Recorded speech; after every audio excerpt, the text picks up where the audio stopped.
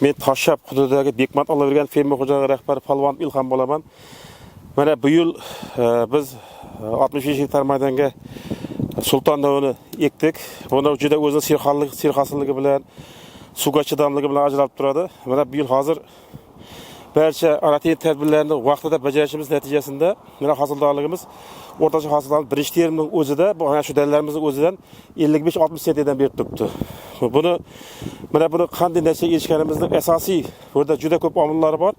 Birinchi navbatda biz mana shu birinchi aratin bajargan vaqtimizda 200 kg ammofoska 200 kg karbamid aralashtirib birinchi o'tni berganimizda ikkinchi o'g'itimizning 10 kun masofasi bilan 300 kg selitraga 200 kg sulfatni qo'shib va 50 kg kaliy qo'shib berganmiz. Shundan natijasida juda katta ta'sir yaratildi bu yerda hozir. Yana biz mana shu dalamizni yagona o'ta qilgan vaqtimizda bu yerga biz ketmonni kiritmadik degan. Bu yerda biz faqat o'raqni kirgizib gektariga 250 ming 260 ming tutundan saqladik. Mana shu natijasida bu hosila juda katta bu yerda hozir dalamizda paxta gektar nel tupsondan kelib chiqqandan keyin juda katta hosil yaratilgan. Mana shu dalamiz o'zida ham hozir biz 60 sentdan niyat qilib turibmiz.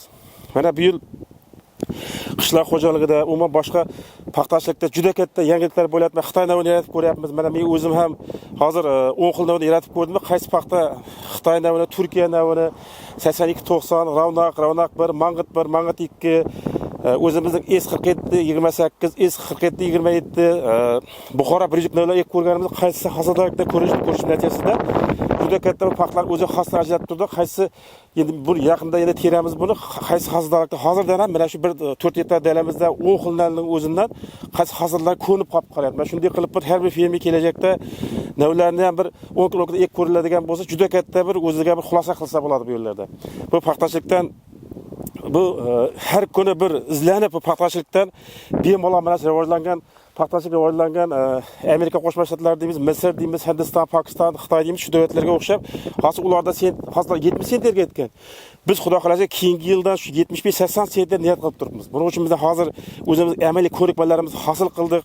Qanday qilsak hosil oshadi, qanday qilsak yana kamchiliklarimizni ko'rdik bu safar. Qanaqa qilishimiz kerak? Bu sentirlikni agar yaxshilab ilmga yondashib ishlashadigan bo'lsa, hosillar paxtachilikda bemalol 80-85 sent, 90 sent olsa bo'ladi. Buni biz albatta yaqin 1-2 yil ichida erishamiz.